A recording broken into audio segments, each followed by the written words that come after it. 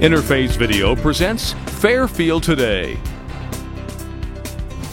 Brought to you by Fairfield Federal Savings and Loan, Fairfield Medical Center, Fairhope Hospice and Palliative Care, the Fairfield County Board of Developmental Disabilities, and the Frankie Smith Funeral Home.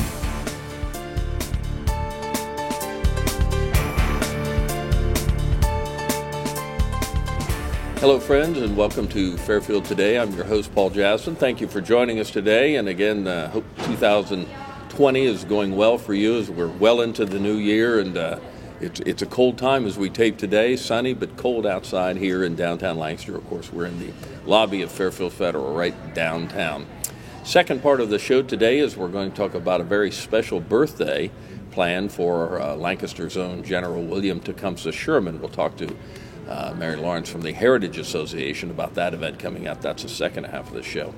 First part of the show today is something that I've kind of been a little bit interested in. Not enough to get into it, so don't get me wrong there, Father, but something I've been a little bit interested in for a long time, and it's beekeeping. And I have as my guest today Father Peter Gideon from St. Mark's Church out on off of Cedar Hill Road on Gay Street out there. Father, first of all, thank you for joining us. A pleasure. Sure. And as I was just talking to you before we went on, this is something you mentioned that you did years ago. You mentioned it years ago that you were a beekeeper, and in our little talk here before we went on, I had no idea you'd been doing it this long. You've been into this for a while. Since 1975, while I was in the seminary. Sure. My lifelong avocation has been woodworking. And there were two seminarians a couple years behind me who had bees on the seminary property with the rector's permission, but they wanted observation hives in their rooms, and they couldn't afford to go out and buy commercially made. So they said, "Hey, Gideon, we know that you make sawdust from time to time. Could you?" And I said, "Give me the plan." Sure. Well, they couldn't get a plan. I had to study bees, and I made several different models. The first couple didn't work quite right. And having studied the bees and played with them a little bit, then I was interested. As I indicated, I've always been kind of interested. Really, your talk of telling me about it kind of got me interested in it a little bit. But then I've gotten to know a young man named Steve Boyer, who is a member of your club, and you were mentioning that actually you just had the 1-year anniversary of, what's the name of your club?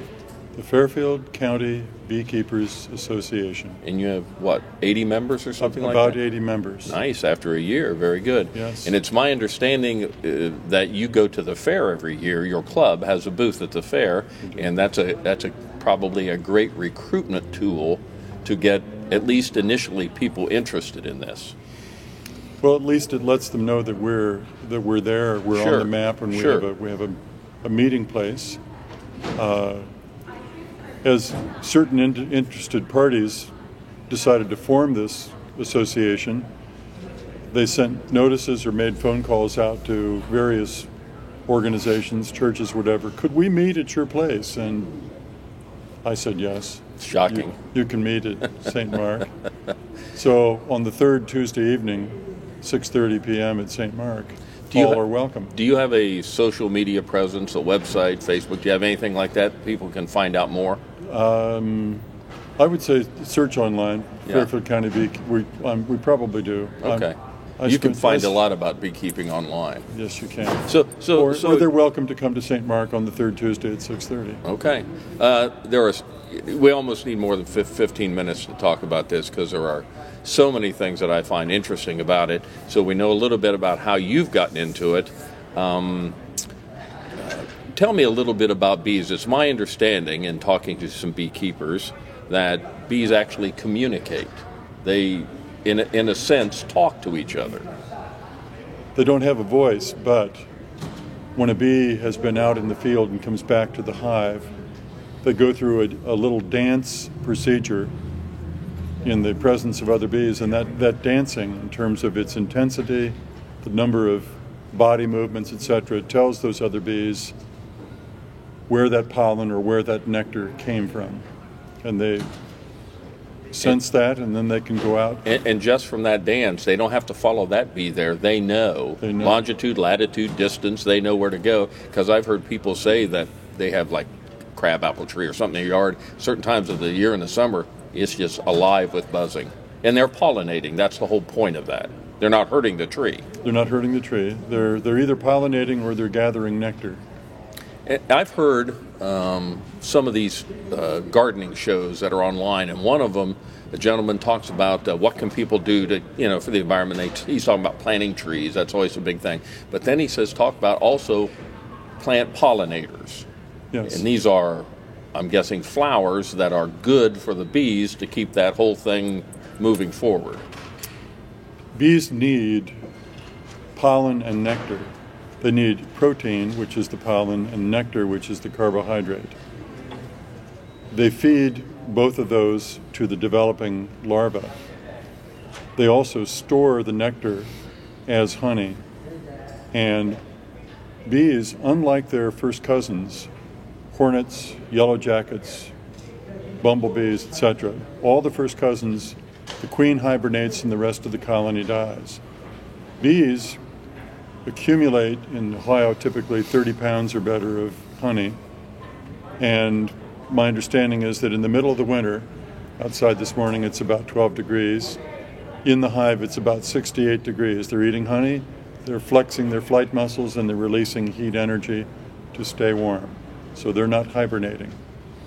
If they get a nice warm day, 55 or above, they go out to do, I need to be very discreet here, go to the bathroom. Cleansing flight. They don't go to the bathroom in the hive. Mm-hmm. So if they go through 3 or 4 weeks where it's too cold to fly, they're holding it. And then they go out. So if you've ever noticed, you get a nice day and you decide to wash your car and you park it somewhere and you come back and it's got little brown streaks on it. Or your wife decides to put the laundry out on the line rather than in the dryer, and it has little brown streaks. Well, the bees are just doing what nature has called them to do. And so actually, I would say to this point, from that respect, it's been a good winter for bees to be able to move around. We've certainly had our share of warmer days. We've had plenty of warmer days. Yeah. So then the question is, we know what you do in the summer. We'll talk about that, all the beekeeping work that you've got going on. But here in the winter, it just isn't 3 months of doing nothing. You're actually doing things periodically to your hives, even as we speak. A couple weeks ago, I have a partner. He and I went out and took off some additional honey, and I've stored it in the church kitchen. This afternoon, he and I will be extracting that honey and putting it in bottles. So you take advantage of those opportunities. And do you feed the bees in the winter? Is that something you do? We feed them a preparation of something made from soy meal, which gives them protein. And if need be, we will feed them a sugar syrup to give them something that they'll do on their own in the summer. They'll be able to find that, right. Hopefully. Yeah. So in the last 2 or 3 years, something we talked about that was very prevalent, and it came out of nowhere, at least from a layman's point of view, was called hive collapse. And apparently, and you'll correct me, I'm sure if I'm wrong, that this is where you come out one day and your bees are dead. They're all gone. Something's happened. We know more about it now, and are they mites, Asian mites, that have somehow gotten in here and attacking the bees? I don't know that we actually know what the source of the mites is, but prior to about 10 years ago, they were not an issue in the United States. Mm-hmm. Who knows how they got here? Maybe they rode in on a load of freight or something. Swarms will ride in an airplane or they ride on a boat, but they came into the country and here they are. And a mite is so small that it can go down the airway of a bee, or it clings to the abdominal plate. In any case, it's a parasite, so it bores a little hole through whatever and sucks the juices out. When a colony collapses, it's typically because it's had such an infestation of mites that it just gets weaker and weaker, and you don't have enough bees to take care of the larvae, and it just dies out. So often, when a hive dies, it dies in the winter, and that's not because the winter necessarily killed it, but it's because the population dwindled so far that it couldn't stay warm. At least that would be my interpretation. So for a while, several years ago, it seemed like that's all we heard about from the bee world. All of a sudden it was nothing, and then all of a sudden it's, man, this is killing the bee pie. And everybody was really up in arms about this because they were worried about, in the big food chain sense, bees have a real place in the world on how this moves forward. But it seems like the last, maybe, I don't know, a couple of years, I don't hear as much about it. Is this condition kind of remedied itself, or has it gotten better? I think it's gotten better. Well, and I think that there are two reasons for that. One is that, from what I've learned, experts are saying that some bees have figured out how to chew the leg off of a mite. And when you chew one leg off, the mites can't move well and they die very shortly after. Second thing is that up to 8, 9, 10 years ago, certain pesticides that the farmers used, which had a Right. nicotine base, right. were carried back to the hive in both pollen and nectar, and they had a kind of a long-term killing effect. And I'm presuming that some farmers have moved away from using those certain pesticides. So life has gotten better. And I think even when I was a kid, let's say 60 years ago, nobody treated their yard. Certainly my parents didn't, over on Hubert Avenue, the west side. And I can remember I stopped going barefooted because I got tired of being stung from the clover that the bees were there. I learned, just like a bee learned how to get them, I learned I don't do that. But now almost everyone has their yard treated. And I would say chemicals on a day-to-day basis around must have some effect, not a good effect, on the bee population. You just don't see them as much anymore. That's true. You can get chemicals to treat weeds and whatever that don't have that effect. The ancient Egyptians knew that if they made a solution using tobacco leaves, that would kill insects. It's a shame that modern chemists have developed pesticides. We surely haven't lost the information that a nicotine-based chemistry will kill insects. So to take that knowledge and to put it out there, use some other chemical, but not that one. Seems like it's just been a scorched earth atmosphere. Like, we're just not going to worry about which ones we kill. Let's just kill them all, and then we'll get the ones we want. And a number of people have predicted, including Albert Einstein, that if you took bees off the face of the earth, we would starve in less than a year. I mean, there's so many sources of our food that depend on the bees in terms of pollen and nectar and plant life that we can't, as a species, survive without them. I've only got a minute or so left here, and you've brought some interesting tools. Can you tell us what we have here? I would say that any beekeeper would have a smoker. It would be this. And okay. We put something into the smoker. One could use pine needles or leaves, but I prefer to use either corrugated cardboard or natural burlap. You burn it, and this is a bellows and this is the fire chamber, and you blow a little smoke on the bees, and they feel that maybe fire is going to threaten the hive, and they get busy filling their stomach and getting ready to move out. And when they're busy, they're not thinking about me. They're doing something else. And these are tools that enable one to go into the hive and take frames out and whatever. And this is a bee brush, very soft bristles, so that when I go in to take out a frame of comb, in order to take it back to my kitchen and take the honey out, I want to brush off the bees and leave them at the hive. So I would say that most anyone doing beekeeping is going to need a smoker or a hive tool or a brush to do the task. So I guess if somebody has kind of generated a little interest here on anything we've done, they can just go online, find stuff about it, because there's plenty of information on beekeeping out there. Geez, I have so many questions we didn't even get a chance to go to. It's so interesting. Could you think I've generated enough on your part that sometime I can have you back? Now, you've certainly got your full-time job. Now we know you woodwork, and now we know you beekeep. So in your spare time, maybe I could get you to come back in the future and we could chat. I use all my spare time for sleeping. But yes, I'm willing to come back. Very good. Father Peter Gideon out of St. Mark's Church has been our guest. We've talked about beekeeping. Geez, thanks for being with us today. It's been great. Enjoyed it very much. I've enjoyed it also. We'll be back more on Fairfield Today in just a moment.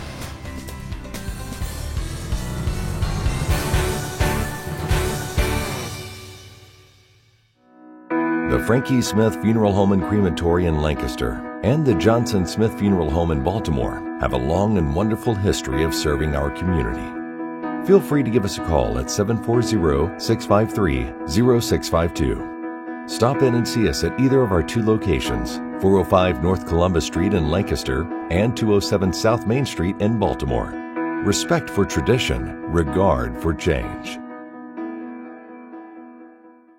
Did you know that 2/3 of teens and young adults who report abuse of prescription medicines are getting it from people they know, including friends and family?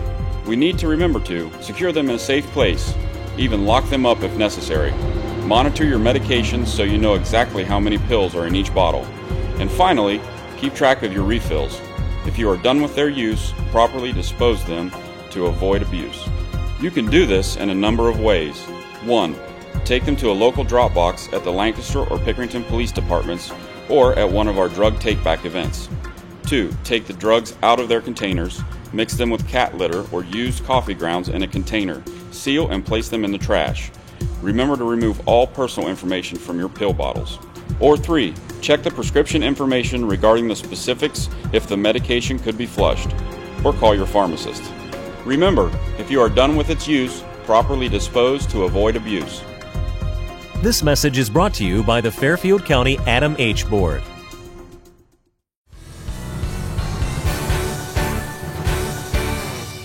Welcome back to Fairfield Today. Paul Jasson with you. I want to thank Father Gideon come in. I hope you did enjoy that. I had so much more that I wanted to ask Father Gideon about beekeeping, and I just didn't have time to do it. But we will have him back in the summer if we can pull him away from the actual beekeeping activities to talk about that. I think it's a fascinating subject.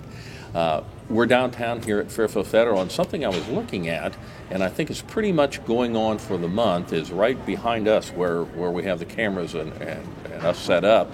They have some artwork on a table, and I was asking the girls here what that was, and it's actually art that their customers' children have done. It's children's artwork, and it is really good. It's here on the table. I'd encourage you to come in. If you do your business here, certainly look at it. But if you want to come in and see some pretty cool-looking artwork that young people have done, it looks like painting. I don't think there's any photographs or anything. It looks like all artwork.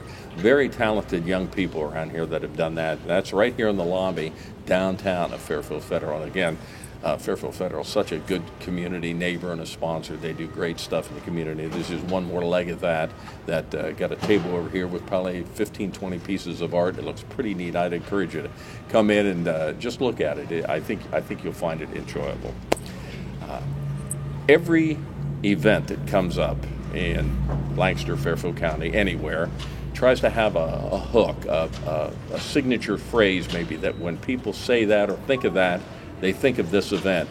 And this event that we're going to talk about has one of the good ones. As soon as I saw it, I was enamored by it. It is because you only turn 200 once. That's the line that they use for the William Tecumseh Sherman birthday bash that's being thrown here in a couple of weeks on February 8th. And we've got the marketing director from the Fairfield Heritage Association, Mary Lawrence, to be with us. Mary, welcome. Thank you. Now, we don't know about turning 200 once, but this is a big deal you've got going on here with General Sherman, our own General Sherman. Lancaster's most famous resident. Oh, easily. And so I'm sure this has been in the plan. Now, I know they have Sherman meetings throughout the year. There are things that go on, and of course the home is right up from us here, about 100 yards away on Main Street, the home of William Tecumseh Sherman. But they have that organization, roundtables meet, they have meetings here, they do that. But this is a really once-in-our-lifetime event here, 200 years of Sherman, and it's actually that day, February the 8th, was and is his birthday. It is, and we appreciate his having the birthday on a weekend. It made it a lot easier for our logistics. Very good. Yes. And I was looking, if you go to their website, you could just go on your search engine, put in Fairfield Heritage Lancaster, Ohio, and they'll come up and they'll get you there. It's a great website. Talk about a lot of things on there, but we're for this point today just talking about the big birthday bash, the celebration weekend on February the 8th, and you're doing it down at the Tavern at the Mill. At the Mill Event Center. I guess it's just called the Mill Event Center now, right? And so it's going to be from 6 to 10 at the Mill Event Center on February the 8th, and you guys have got a lot going on here. It's a very full program. Comprehensive. Yes. Tell us about it.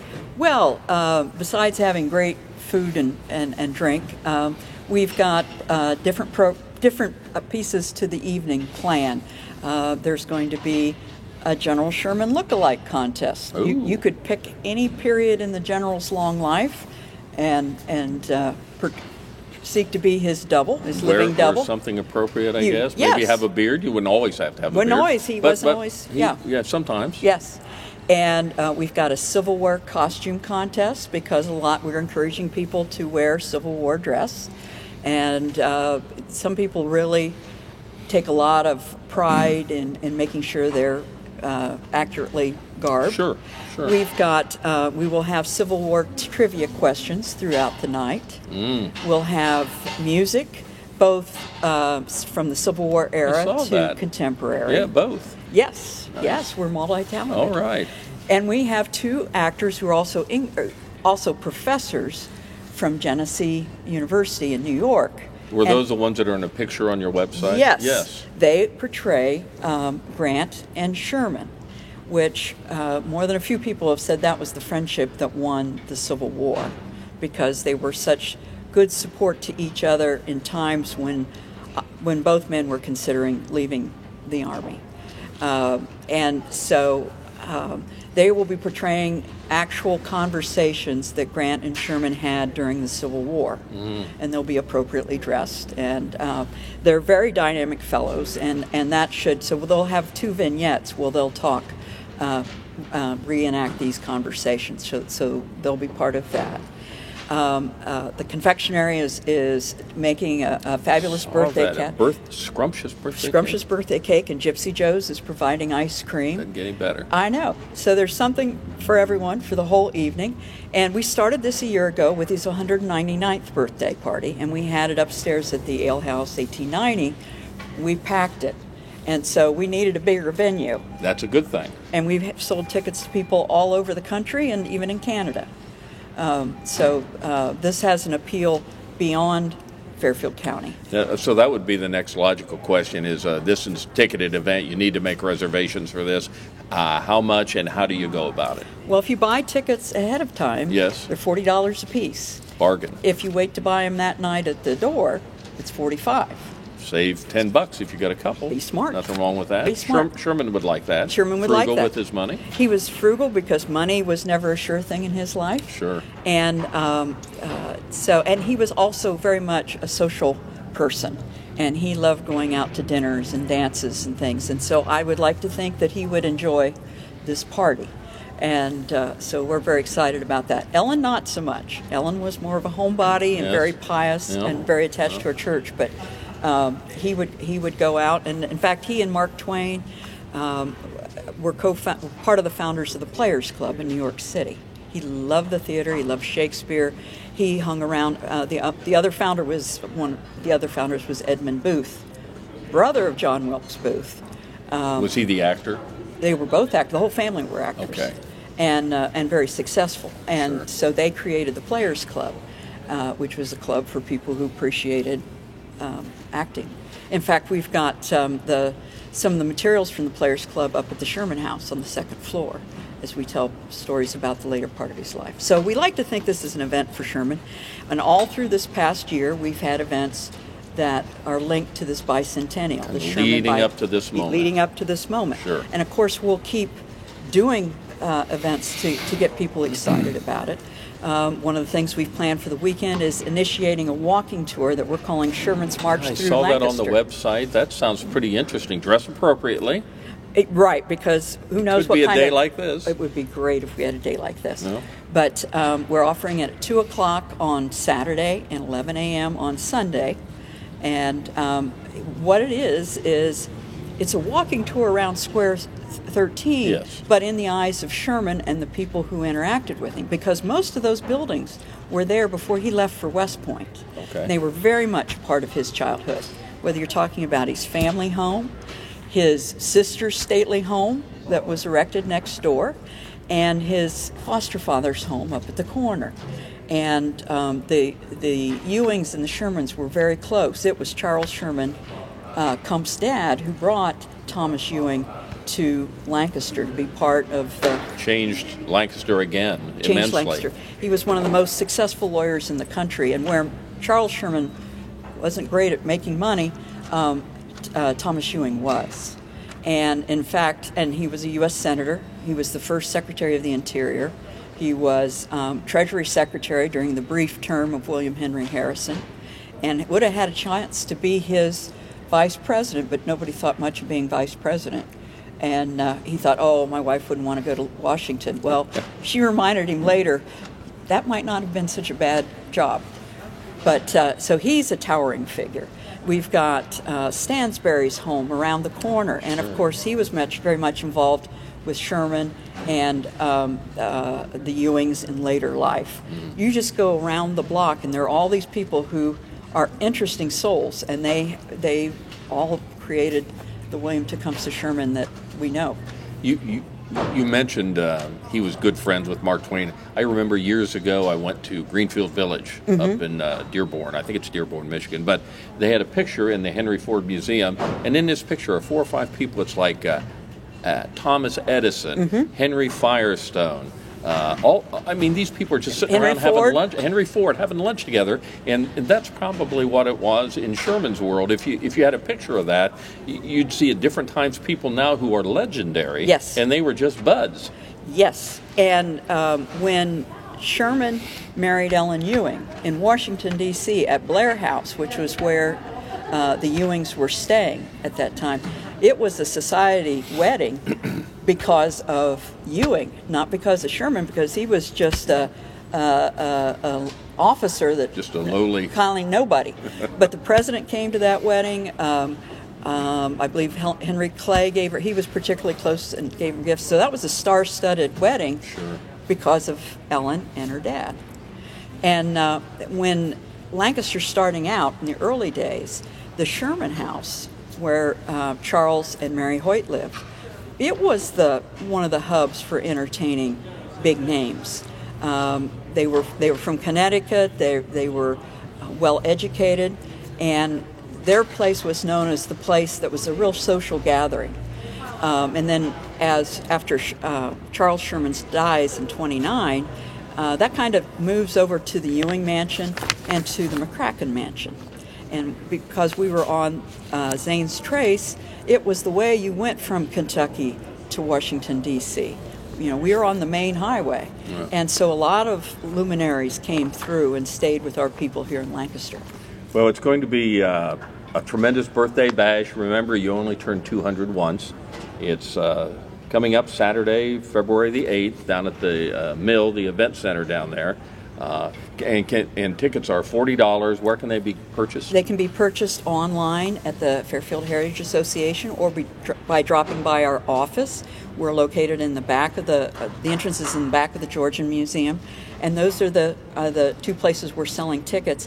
If you've got friends from out of town, they can buy a weekend package that includes your hotel ticket. Saw that. Tickets to the ball, and 2 passes to the museums, which will be open that weekend, and 2 tickets to the walking tour. So if you're a local person, you want to go to the event, not the walking tour, or vice versa, you can do that. Doesn't have to absolutely. be. Yeah, sure. You can buy tickets online for the walking tour at the event center. They're just $10 a piece. And if there are any spaces remaining, we'll be selling them at the Sherman House on the day of the tours. Mary Lawrence, Marketing Director of the Fairfield Heritage Association, William T. Sherman's 200th birthday bash coming up a couple of weeks, Saturday, February the 8th. All the information's on their website. Look them up. Remember, you only turn 200 once. I'm planning to be here for the 300th. How about you? That's positive thinking right there. Mary, thank you for joining us. Give Tammy and everybody our best at the Heritage Association. I sure will. Thank you. Fun topic. Thanks for joining us on Fairfield Today. Interface Video presents Fairfield Today. Brought to you by Fairfield Federal Savings and Loan, Fairfield Medical Center, Fairhope Hospice and Palliative Care, the Fairfield County Board of Developmental Disabilities, and the Frankie Smith Funeral Home.